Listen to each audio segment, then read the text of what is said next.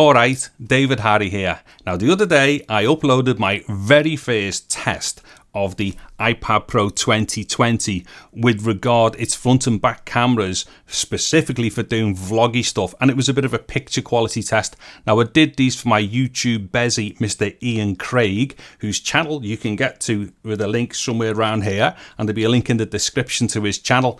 Now that first video was done at 60 frames per second in UHD 4K. So what I've done at the same time was shot some stuff at 24 frames per second as well, just so we can see what the differences are. So this video is going to be the testing of the 24 frames per second stuff. Now, I don't think I got this wrong, but when I set it to 24 frames per second, when I was shooting on the front camera, that didn't do 24. I think it did either 29.97 or 30. So what I've done here is a frame rate conversion so we can see what the front camera looks like at 24. If I've got that wrong and it does indeed do that, please let me know in the comments. It's just I couldn't get 24 frames per second out the front camera. Also, the front camera is HD, so I have upscaled that as well.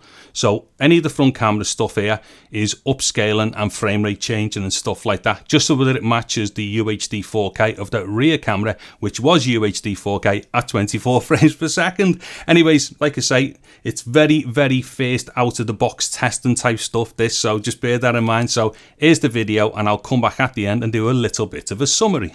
Alright, Craigie, this is the 24p variation of these quick initial tests that I'm doing with the iPad Pro 2020 for you. So right now I'm on the front camera in selfie mode, although I feel a bit of an idiot in the park. I'm on this park bench, right, and I've got this, I'm sitting here with an iPad held out with both arms right in front of me talking to it, and there's people walking by, right? And honestly, the looks I'm getting, I mean, I'm not surprised. Like, what happened though, this little kid just walked by, right, and he's just standing there looking at me, and I was going, you can carry on looking, you should have seen his ma, God, she was dead tasty.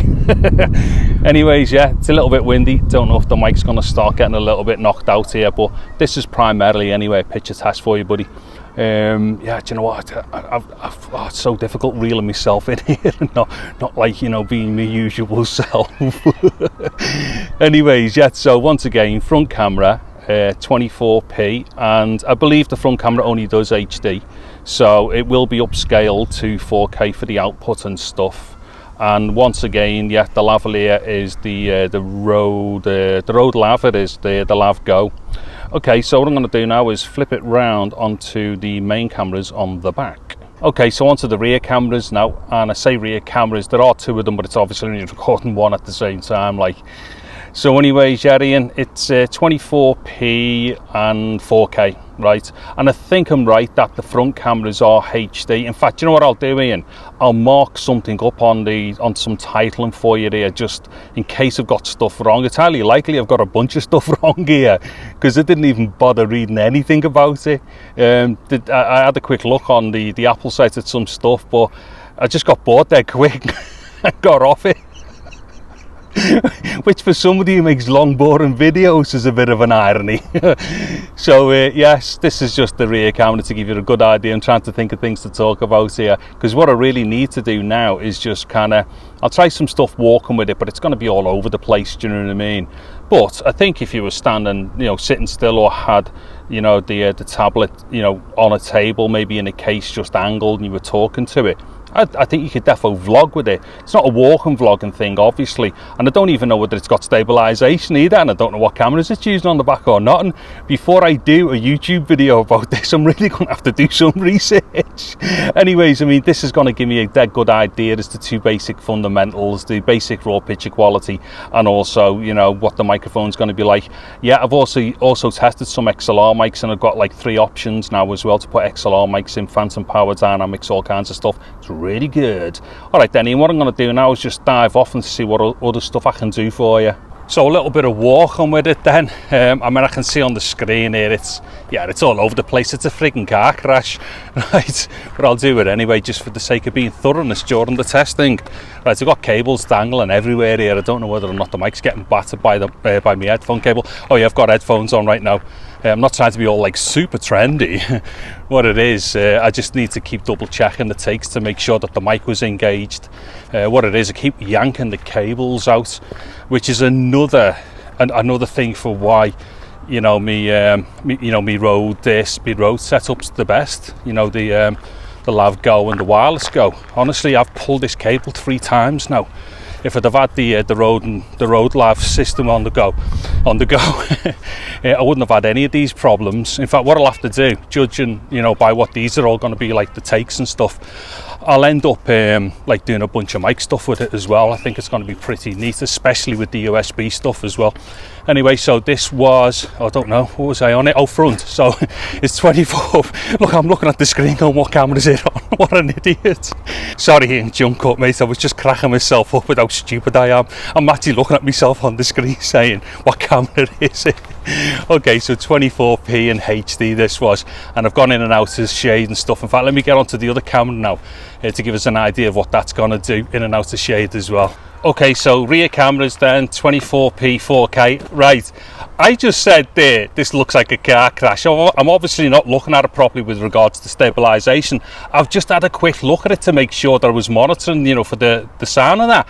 I actually think it's really good for what it is. I mean, don't get me wrong, you know, it's not like it's a GoPro Hero 8 or anything as far as stabilization is concerned, but it probably beats that ZV-1 you've got. No, I'm quite shocked actually. There's definitely stabilization going on it, and it actually does a fairly decent job. Okay, so rear camera, so full 4K 24, and what I'm going to do here, in fact, I'll just go in and out of a bit of light as I'm talking. So I've just come out of a ton of shade, so we'll see how it's responding with exposure and such here. I'll do a little quick turn here. Okay, see how that is. I mean, obviously I'm at 24 now, so it's not as good temporally for these type of things as what 60 is, obviously. Well, hopefully there might be some, like, you know, decent something to do with the stabilization with this as well. Okay, so I'm gonna have to record some other stuff here for the 60 frame version of this test that I'm doing for you. Then I'll do some close-up stuff.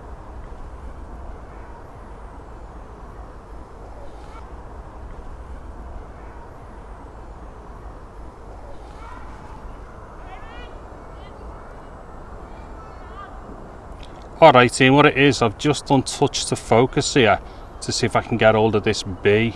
Just gonna see how close I can get in. I don't want to upset him or piss him off or anything, or her, I don't know, I can't tell the sex of a bee. Okay, so see what that bee was like. Now I'll try and go closer into the flower itself. Well, on the screen here, this definitely looks like it's focusing in a certain plane there. And look at all that bokeh in the back. Oh, bee's back. Hold on. Oh, bee's back. There's the back of the bee. There we go, Ian. See what you think of that.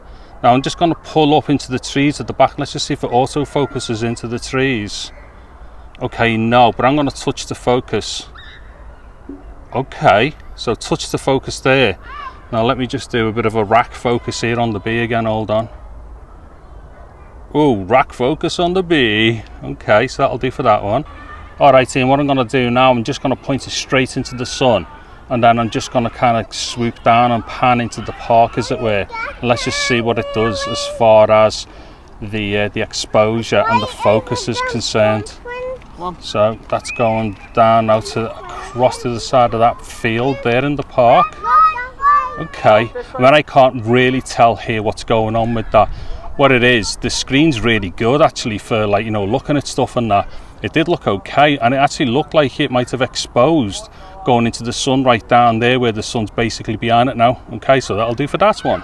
Okay, so this is just going to be a wide shot now, just kind of looking across this field in the park. I'll try and go a little slow here as I'm turning, doing this little pan thing. The only problem is, obviously, this is 24p as well, so again, not as good as 64. It's temporal characteristics and such. Bit of a flare on the go there as well. Yeah, Ian. There's your anamorphic flare for you. Right, hold on, let me just come round here. Okay. Right, yeah, I mean, I don't know. That seems okay. Now I'm just going to go around a bit faster here, back the other way. Okay, that might be a bit of a blurry mess, I don't know. Okay, so what that looks like, buddy. Alright Ian, this is going to be the last take here. So what it is, I've just done this shot at 60, so you can see this on the 60p version of this test that I've done for you. But as you know, you'll have seen this a lot of times when I walk through this area in the park with the GoPro. Once it gets to YouTube, you get a lot of that mosaic pattern going on, all that blocking and stuff. I'm just wondering what this is going to come out right. But the thing is, this is actually exposing really nicely on the screen here. I'm seeing a much brighter picture on the screen than what the area is where I am. The other thing here, what would be interesting to compare against the 60 version one, is because this is 24, it's obviously going to need like less gain in it to get the same exposure at 24 compared to 60. So I'm wondering if this is any difference for like the noise that is inevitably going to be here. There will be noise and stuff, but to be honest, if you can get a picture out of it, who cares? All right then, buddy, defo the last take. Okay, so to an end summary then, and this is pretty much going to be the same as what I'd said in the previous video. I really like it. I like what you can do with the iPad Pro 2020 because I wasn't expecting to have anywhere near as good a camera system on it as what it's got. Now, granted, I've had a bit of a moan about the iPhone SE and stuff, and I think you could safely say that is there massive differences between the iPhone SE and the iPad Pro 2020 with its cameras? Probably not. But the thing was, I bought the SE very specifically to do some vloggy stuff with it, hence why I was quite critical of it. However, with the iPad Pro 2020, because I didn't even consider the cameras for it, once I've looked at them, I've gone, these are really good for what they are. So I will be doing some more stuff with the cameras on this, probably mostly indoors, because the outdoor stuff, it's a bit hard to walk around, you know, with an iPad in front of you vlogging and stuff like that. It's also fairly dangerous, I would imagine, because you really can't see what's going on in front of you. So as you're walking, because I nearly slipped in mud and stuff when I went out yesterday to do stuff. So yeah, you have to be careful vlogging, like walking with it. However, I suppose if you put it down on a table when you're outdoors, or if you're standing still, or if maybe it's on a tripod stand or something, which I will be testing at some point, I think you're going to be able to get some great results out of the cameras off the iPad Pro 2020. Anyway, so if you're into this stuff, keep an eye on my channel because I will be doing other things. Also as well, what I'm going to try and do over like the next few days into next week as well is do some kind of quick videos where I show one particular thing about the iPad Pro. So as for instance, I've just bought like an Ethernet adapter for it, USB-C to Ethernet. So I'll do a quick video about that. Also, I've been buying various connectors for it. So say for instance these things here, which are like these little USB hub things with the HDMI and USB and stuff on it. I've had 4 of them now just to see which is the best one. So I've actually got the best one so far, which actually does full 4K, 60 frames per second out of its HDMI. It looks amazing as well. It's really good. So what I'm going to do is do a couple of quick videos about those things, and ultimately they're going to lead up to my like recommendation for like a bit of kit which you put together to turn the iPad Pro 2020 into like a desktop system. So basically you want to connect like say an Ethernet cable, you want to plug your iPad into a monitor, and you want to use mouse and keyboard and also a USB audio interface. So that's where I'm heading to for my system. But as I put this together, I will do individual videos about each little bit, because I think each one of those little bits might be of use to someone. As for instance, when I connect my USB audio devices and stuff to this thing, it is brilliant. So I think that's going to be useful for people. Anyways, there we go. I'm going to get off now before I rabbit on anymore. So there's going to be links to playlists and videos and links to kind of stuff you can get hold of for it as I build it up within the descriptions of these videos. So check all that out. I'm David Harry. Thank you very much for watching this video. Take care and goodbye now.